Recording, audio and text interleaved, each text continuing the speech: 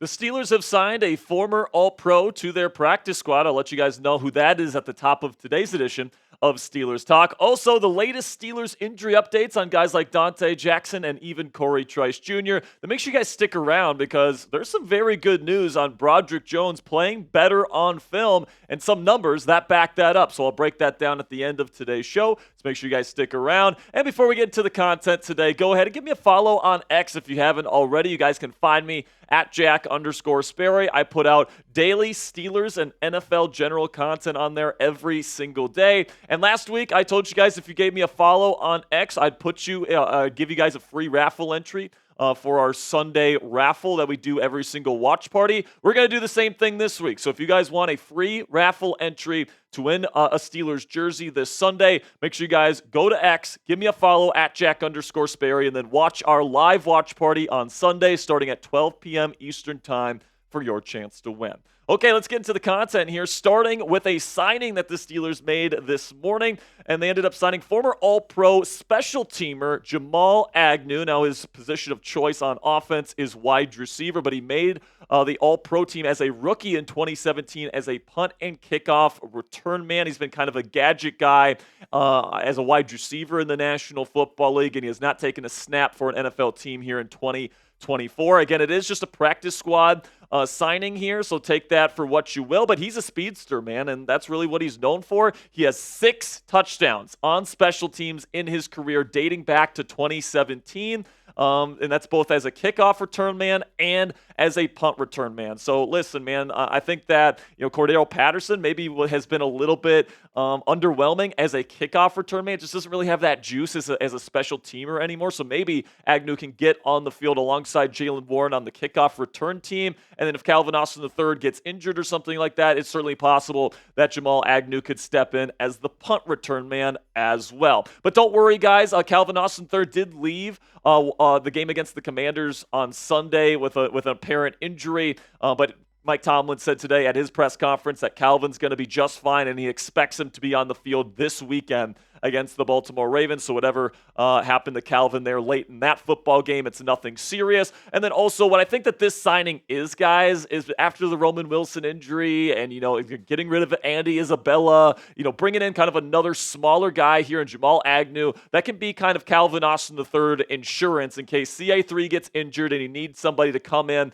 and replace him as this team's punt return man. Agnew has a ton of experience in this realm, and if Calvin Austin III, God forbid, goes down with an injury, I'd have a lot of confidence in Jamal coming in here and taking on that role for the rest of the season. So predict it for me down there in the comments section. Will Jamal Agnew return a punt or kick for the Pittsburgh Steelers at some point this year? Give me a yes or a no down there in the comments section for today's pinned comment. In just a second here, I'm going to be talking about our friends and our sponsor today at Public Rec. While I'm talking about Public Rec, go down there and find that pinned comment at the top of the comment section and give me a yes or a no. And with that, let's have a word from our sponsor here at Public Rec. And let's be real, guys, wearing nice pants sucks, okay? Who decided that stiff, uncomfortable fabric squeezing your family jewels was the key to looking sharp? Well, here's an early holiday gift from me to you. Those days are finally over. Public Rec's Daymaker pants are here to make sure you stay comfy and classy this holiday season.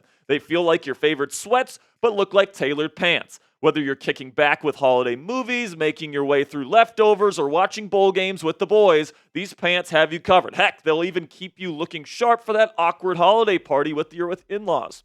Give the gift of comfort to yourself or someone you love this holiday season with Public Rec's Daymaker pants. And for a limited time, you guys can get 20% off your entire order with Public Rec today with code CHAT20 at publicrec.com. That's 20% off your entire order when you use promo code CHAT20 at publicrec.com. And guys, I'm currently wearing one of their shirts right now, and honestly, man, it's not just pants, it's not just shirts. They got a bunch of different stuff on their website, and this is like super high quality stuff, man. You guys can see the super stretchy fabric. It's super breathable as well, so you guys can wear it during the summer months. Even this black shirt I wore out a couple times during the summer, and because it's breathable and it also makes you looking good. And then also what is really the game changer for Public Rec for me, guys, is that I'm tall and skinny. So when it comes to their pants and their tailored fit options, really Public Public Rec is one of the only pants companies out there that really fit my body. So it's really a game changer for me, guys. It can be for you as well. Stop suffering in regular pants and give the gift of comfort this holiday season. For a limited time only, our listeners get 20% off when you use code CHAT20 at checkout. That's 20% off when you use code CHAT20 at publicrec.com.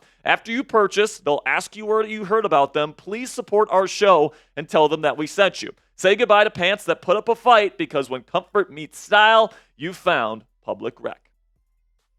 So now some injury updates for the Pittsburgh Steelers today. Donte Jackson left last week's game against the Commanders with a hamstring injury. Mike Tomlin said today that he is likely to play this week against the Baltimore Ravens. And then some really good news here. We've been waiting for this news for a while. It's looking like Cory Trice Jr. is going to be making his return off of IR this week. Mike Tomlin included Cory Trice on the list of players that are likely to be suiting up for the Pittsburgh Steelers against the Baltimore Ravens. He's been dealing with that hamstring issue going back several weeks at this point, so it's certainly nice to get some help here on the cavalry, especially with a guy like Cory Trice Jr., who does have an interception this season. Some other injury news out there that we already knew about earlier in the week. We talked about it slightly yesterday. We knew Alex Highsmith was going to be out this week with that ankle injury. He'll be out the next 2 to 3 weeks, and then Nick Herbig is in, and Mike Tomlin made these two designations official today. So before we get into the rest of today's show, I'm going to be talking about Broderick Jones and even a little bit about Cam Sutton to finish up today's show. Before we get into that, those final two segments here,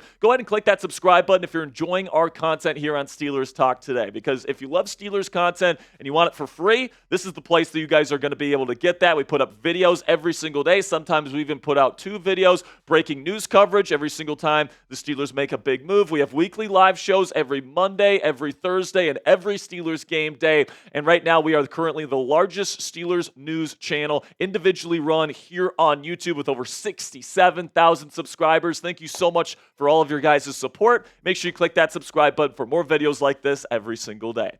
Okay, let's get into our final couple segments here on today's edition of Steelers News and Rumors by Chat Sports, starting with Broderick Jones, because the numbers here in the film certainly points to Broderick starting to turn over a new leaf. He started this season, I'm not going to sugarcoat it for you guys. It was bad for Broderick Jones, and we even discussed about options to potentially replace Broderick at right tackle before the trade deadline on this show. But these last 3 games here for Broderick, guys, he has consistently gotten better. Here is his recent Pro Football Focus grades in the last 3 games that he has played. So that Jets game, not a good performance, man. A 49.8 overall PFF grade. Then you go to the Giants, a little bit better with a 56.8. Still not great, but certainly better. And then last week against the Commanders, he not only had his best grade of the season with a 74.0, that was the highest of any Steelers offensive lineman for that game, and he allowed 0 pressures, which is fantastic. You guys can see that the run grade has consistently gotten better, as same thing with the pass blocking grade, which got all the way up to an 82.7 for Broderick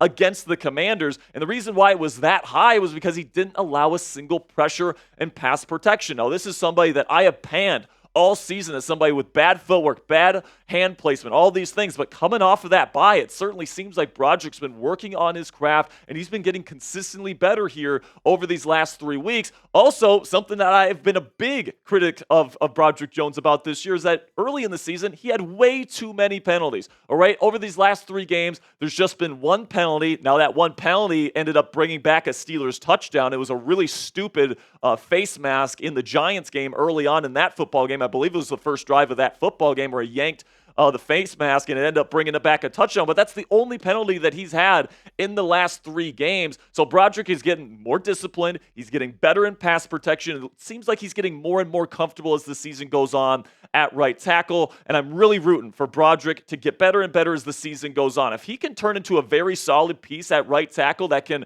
protect Russell Wilson consistently like he did last week against the Washington Commanders, this offensive line is really going to start gelling. And, Broderick right now, you could definitely point to him as probably the biggest weakness on the Steelers offensive line consistently. If you patch up that weakness come playoff time, this might be one of the more complete units along the offensive line in the National Football League, which we all know is a thing that we all want to see happen. So if you guys believe in Broderick Jones, and if you're rooting for him to have a good rest of the season here and really show that last week wasn't an anomaly, make sure you guys click that thumbs up icon and show your support for Broderick Jones. So we go from somebody that kind of had a good performance against the Commanders last week to a guy that I thought really didn't have a good performance against Washington on Sunday, and that was Cam Sutton. Now, Cam is just getting on a moving train here, right? He was suspended for the first 8 games of the year, and he played his first NFL action of this season against the Commanders in Week 10. But it was a rough debut, all right? In one-on-one coverage, there was multiple instances where not even like Terry McLaurin, like Noah Brown, Luke McCaffrey, De'Ami Brown, these guys were cooking Cam Sutton in one-on-one coverage, and it just wasn't a pretty sight, man. And honestly, if Jaden Daniels would have either A, saw those open receivers, or B, had the accuracy to hit them, it might have ended up in huge gains and maybe even some more touchdowns and maybe even a loss for the Pittsburgh Steelers. And honestly, Cam Sutton got extremely lucky that Jaden Daniels and the Commanders' offense weren't able to hit those number of opportunities that Sutton was allowing in one-on-one coverage. And if he wants to, be a mainstay in the Steelers' defense this year, especially if they're going to run as much man as they did against the Commanders last week,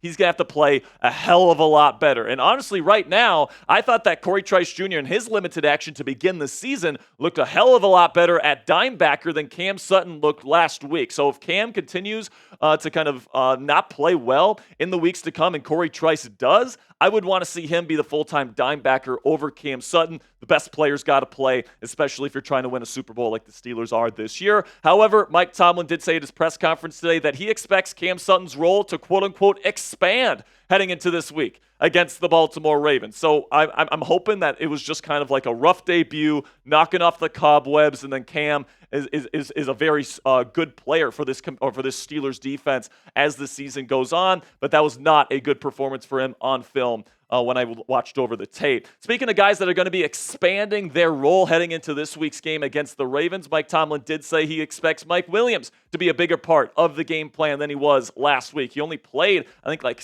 it was like 9 snaps the entire game against the Commanders. He only had 1 target, and it ended up being that 32-yard game-sealing touchdown, which was absolutely fantastic. But as I said in the earlier videos this week and in my instant reaction on Sunday, you got to get this guy on the field more. He's just a presence that defenses have to account for. And I think once you put Mike Williams into this offense as a full-time starter, things are going to even go to an even higher level for the passing attack here with Russell Wilson, the Pittsburgh Steelers. So that'll be it for today's show, guys. Really do appreciate each and every one of you guys for making it to the end of today's program. Make sure you guys click that subscribe button right now, because tomorrow I'm going to be releasing the Week 11 preview, Steelers versus Ravens. And then also don't forget, me and Coop are going to be going live tomorrow instead of Thursday. Because I'm going to be doing the Commanders Thursday Night Football stream here for Chat Sports. So we're going to be going live here on Steelers Talk tomorrow on Wednesday, 5:30 p.m. Eastern Time. Don't be late, guys. Make sure you click that subscribe button. And until next time,